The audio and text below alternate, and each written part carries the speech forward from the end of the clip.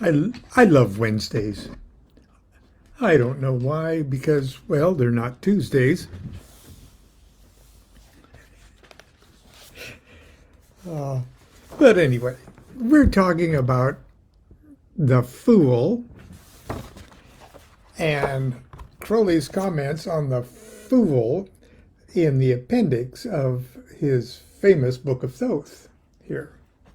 Now, I don't know why I've got this light coming down like that there. Maybe if I do that. Well, anyway. Oh, my technology. Anyway, welcome everyone. We're back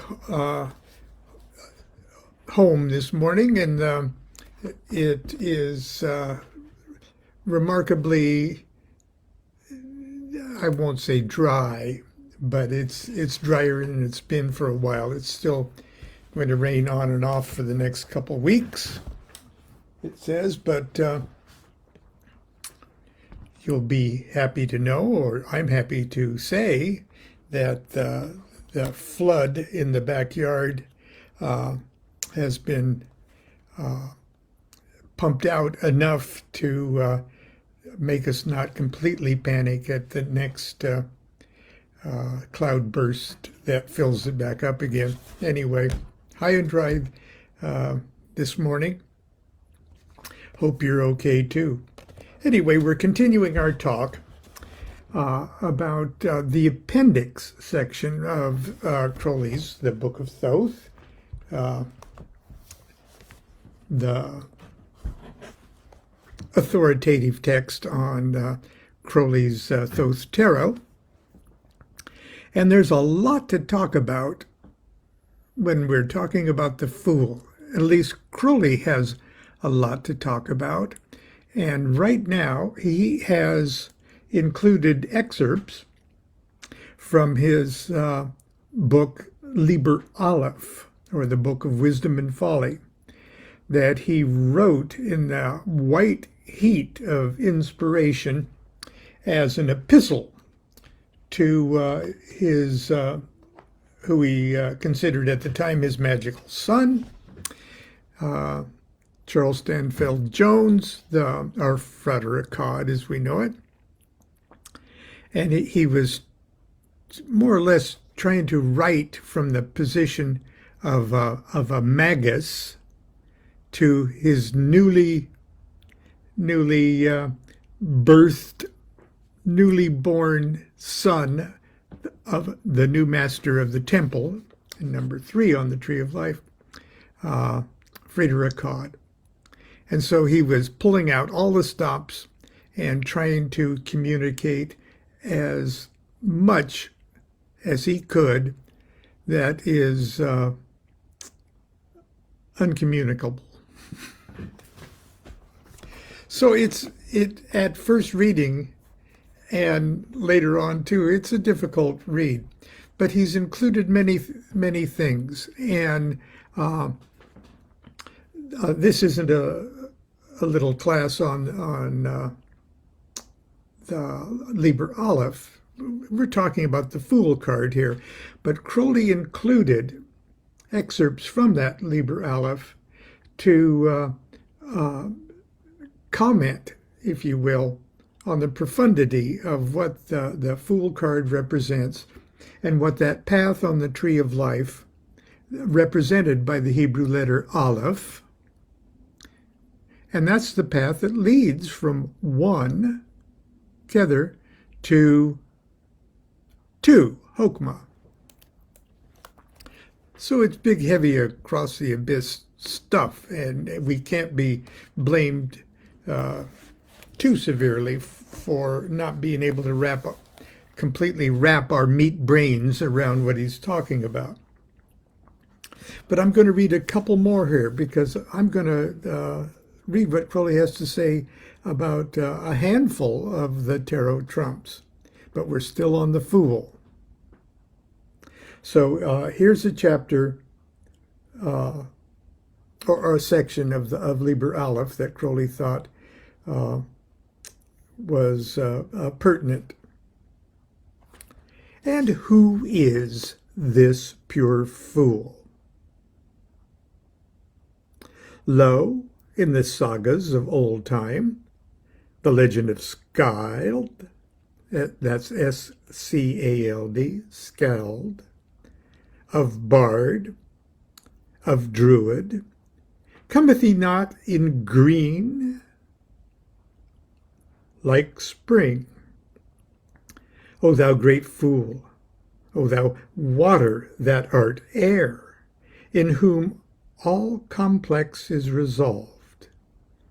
Yea, thou in ragged raiment, or ragged raiment, with staff of Priapus and wineskin. Now, do you see the staff in Harris's version? It's over his shoulder.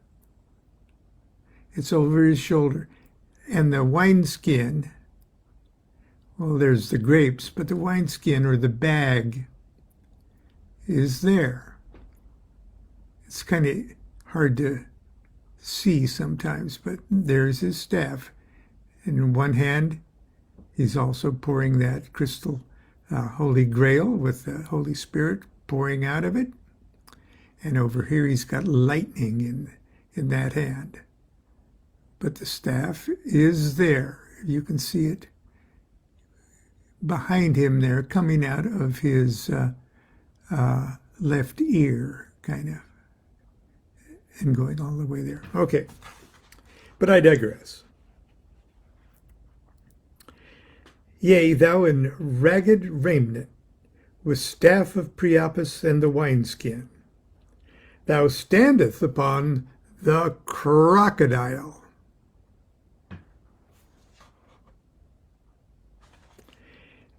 And a great cat leapeth upon thee.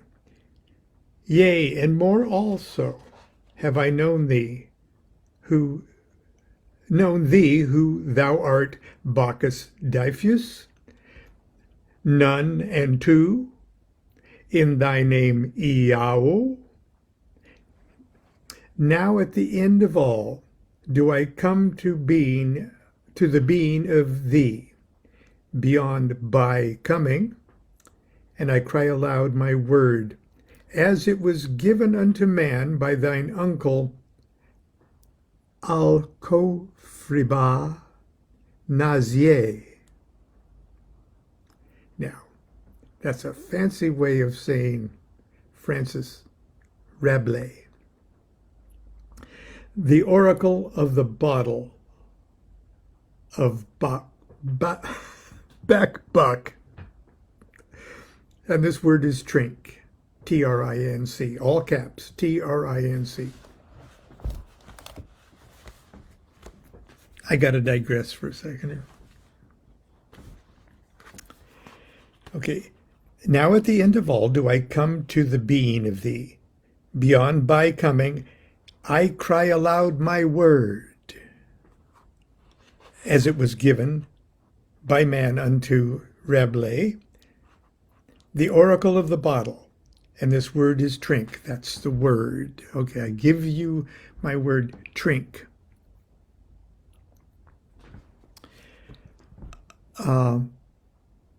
Rabelais wrote a huge thing called, like the Adventures of Gargantua and Pantagruel. And it's long, and it's a rambling, foolish tale, seemingly so, full of drunkenness, lots of drunkenness. Everybody's drunk and talking like drunk people, and going on seemingly stupid adventures and things like that. But there's a character called Panurge. I'm sure I'm not pronouncing it correctly. And he goes on all sorts of troubles, and he gets himself into all sorts of scrapes and things like that. But anyway, in one section of it, he questions himself if he should get married. Okay. Is marriage right for me? kind of thing.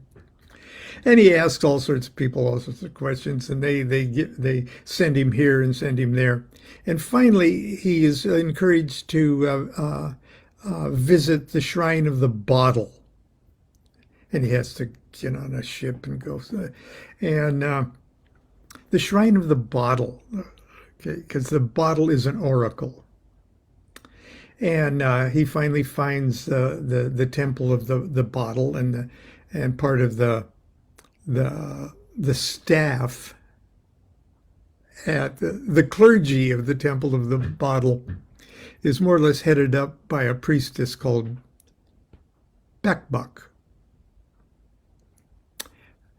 And all of it, and it's reminiscent of the sound you make when you go buck buck buck buck buck buck buck buck buck buck.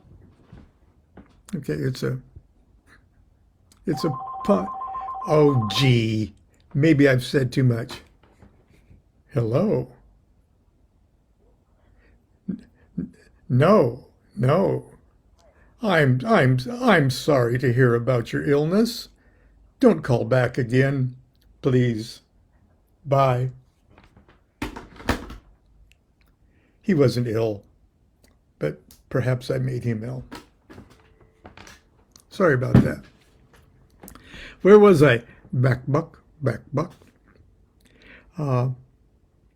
So anyway, Bakbuk. And that's the sound you make when you drink. Okay. I recall once watching, amazed, awed by the capacity of our dear Caliph Grady McMurtry, how when he was really drinking enthusiastically, you could actually hear him go, "Gah, gah, gah, gah, gah, back, back, back." But anyway, we teased him about it too, so he was a good sport. But I digress my digression. Anyway, the bottle was sort of half submerged in a sacred pool kind of thing, and he was encouraged to ask his question. Panurge was, and he asked, is marriage right for me, or should I marry? Now, the idea of marriage is a very alchemical thing already. Okay, it's the art card, the marriage of fire and water, making the rainbow and things like that. And it's just on the opposite. It's the coagula of solvate coagula. And in the tarot, the solvate section is represented by the Lover's card. So once again, marriage, okay? Solvate coagula, should I marry? And the way the bottle answers is the bottle makes a noise, just like bakbak is the noise representing the consummation of the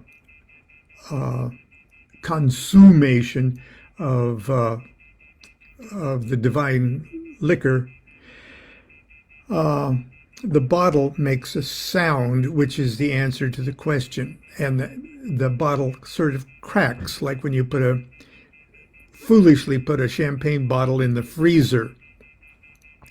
You're watching TV, all blissed out, and all of a sudden from the kitchen you hear trink, the sound trink of the bottle cracking, and that trink was the answer. Should I marry? Is marriage right for me? Trink. Now, you interpret that any way you want, but just the sound of trink sounds sort of like drink, consume. And the idea was, yeah, probably get married, or whatever it is where you drink deep, the voluntarily drink deep from the well of life and love, or something like that. Or that's one way of looking at it. But trink is this alchemical super word, if you will. And that's what Crowley's referring to here. Okay, now we move from drinking too much to the herb or the grass of Arabia. And Crowley's again telling this to Frater Akkad in comment to this Aleph thing here. This is the next little chapter of the grass of Arabia. And of course, Crowley puts it in Latin. Recall, O my son, the fable of the Hebrews, which they brought from the city of Babylon, how Nebuchadnezzar, the great king, being afflicted in his spirit, did depart from among men for 7 years of space, eating grass, as doth an ox. Now this ox is the letter Aleph. And is that of the A2 of Thoth, whose number is 0. And whose name is Ma'at. Now, Ma'at means fool. And Ma'at is also the Egyptian goddess, the vulture goddess, and who is represented in the tarot as the justice card. So the goddess justice and the fool together are boyfriend and girlfriend, if you want to put it that way. And their names put together, Aleph and Lamed for the justice card, is Al or El, which means God. And you reverse the letters, L-A, Lamed Aleph, and it spells not.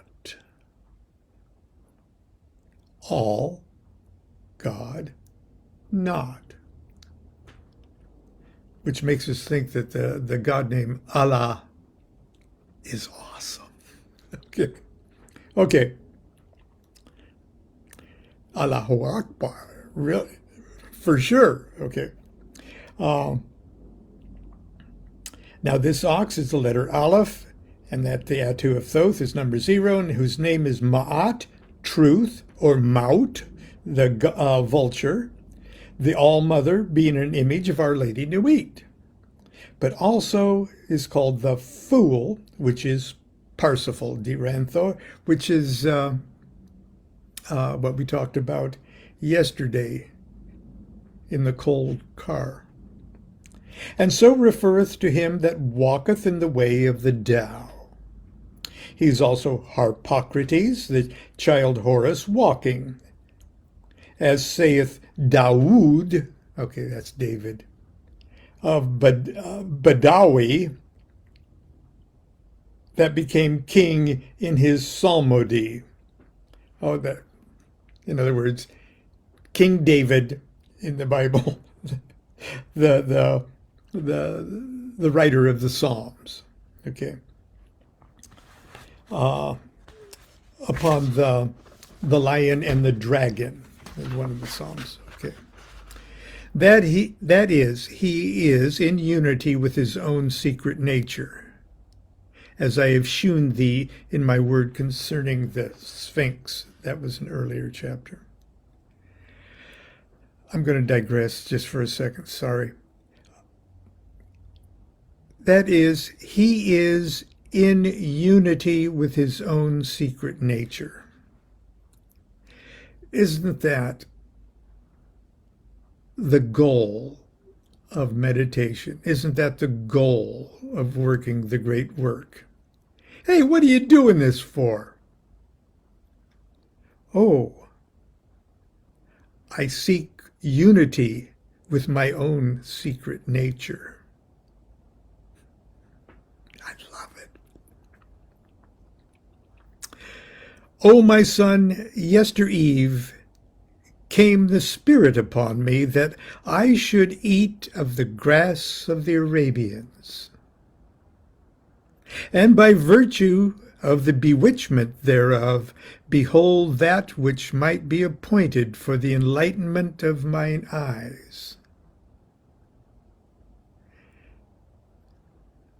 Hey, last night I just got the divine urge to smoke some hash, is what he's saying.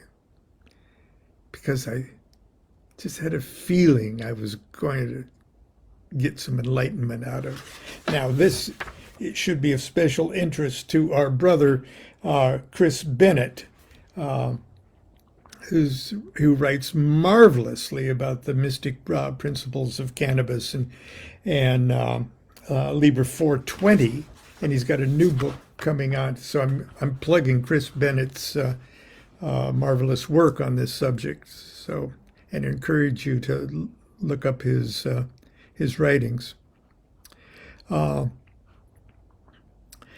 then, of this may I not speak. I got so high I can't even tell you about it, man. Seeing that it involved the mystery of transcending of time. So that in 1 hour our terrestrial measure did I gather the harvest of an aeon, and in 10 lives could not declare it.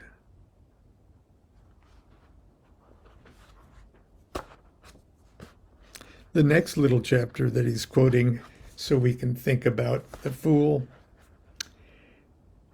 is, of certain mysteries I have seen. Yet, even as a man may set up a memorial or a symbol to import 10,000 times 10,000, so may I strive to inform thine understanding by hieroglyph. And here shall thine own experience serve us, because a token of remembrance sufficeth him that is familiar with the matter, which to him that knoweth it not should not be made manifest. No, not in a year of instruction. Here first, then, is one amid uncounted wonders of that vision. Upon a field blacker and richer than velvet was the sun of all being alone. Then about him were little crosses, Greek, overrunning the heaven.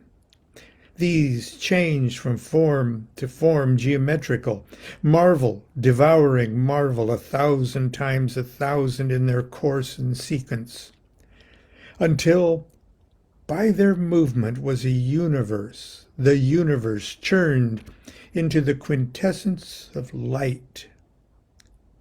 Moreover, at another time did I behold all things boule, all things as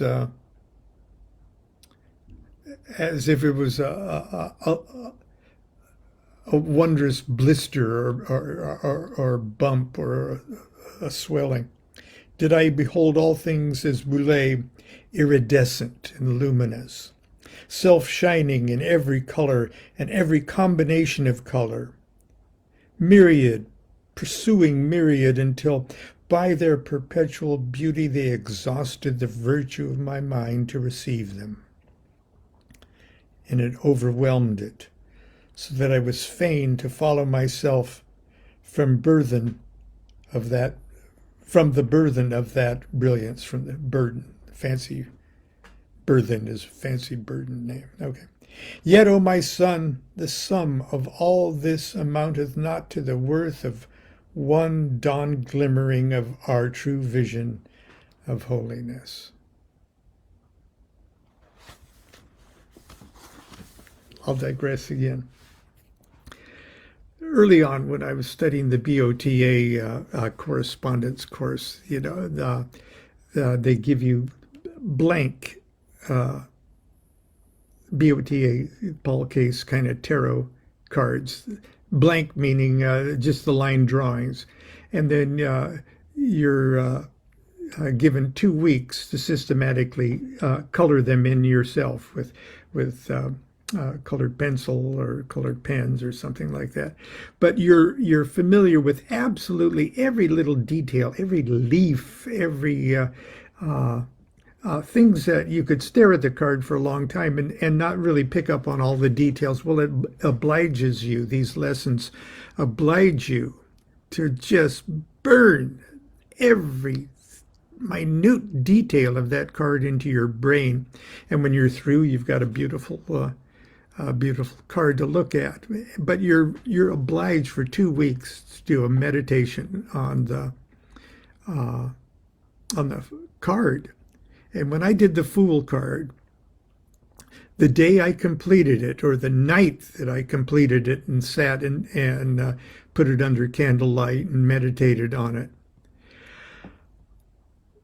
when I fell asleep that night, I had the most bizarre, insane, terrifying, wonderful hallucination. And I was just on a cup of espresso. I had not smoked the herb of the Arabs or anything like that. I had a full-blown bizarre mystical experience. I wrote it all down in, I think, My Life of the Spirits. So much so that even when I woke up and turned on the light to quickly write down the notes for it, what I was seeing in my inner vision as I was sleeping, or whatever that was, still kept going. Okay, I was watching all these millions of tiny wheels, like the spirit wheels on the Fool's blouse, turning, and I turned on the light, and they were still turning all over the room. It was awesome, and that was my own pitiful, 28-year-old fledgling magician experience of the Fool card. So I can see why Crowley's trying to explain this in relationship to our study of the Fool card. Now, I'm going to read one more because I've already taken us too late here.